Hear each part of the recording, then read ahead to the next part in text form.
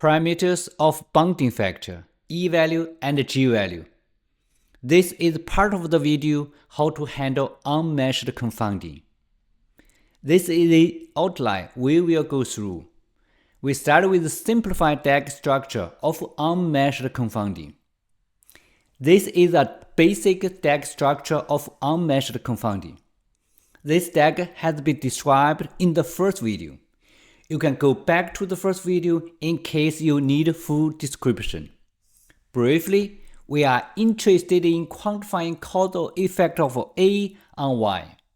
MC is measured confounding that has been controlled for. UC is unmeasured confounding that cannot be controlled for.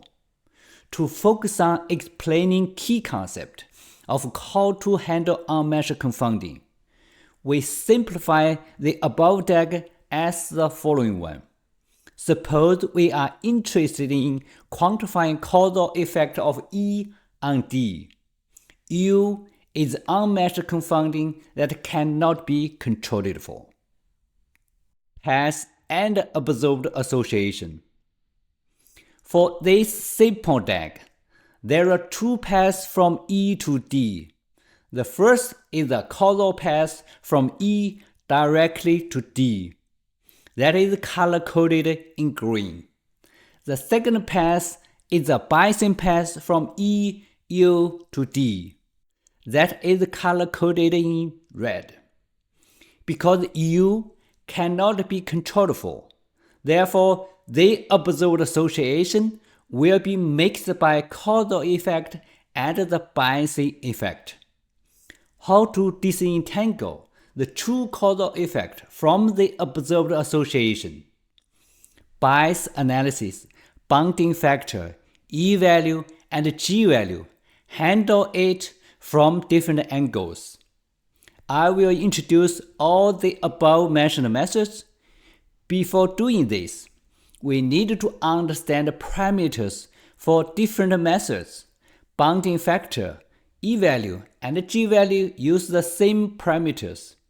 Bayes analysis uses the same idea but slightly different ways.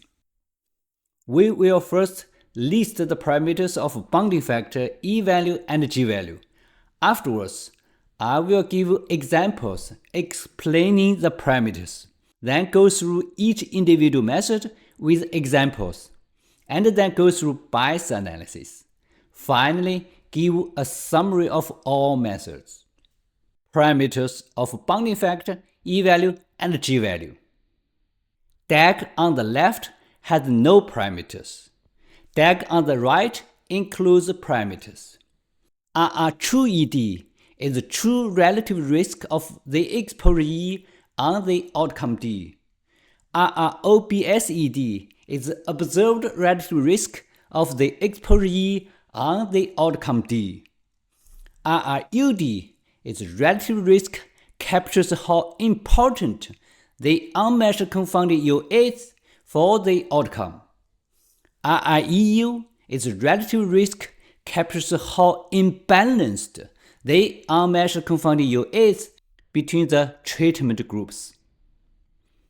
The relative risk pair RIEU-RIUD measures the strength of confounding between the exposure E and the outcome D induced by the confound U. Assume both E and U is a binary variable. P1 is the prevalence of U among the exposed group or among the treatment group. Bounding factor, E-value, and G-value are connected via parameters. We have present 5 parameters: true ED, OBSED, RUD, RIEU, and P1. Bounding factor is defined by 2 parameters, RIEU and RIUD. Minimum of true ED is defined by OBSED and the bounding factor. E-value is solely defined by OBSED.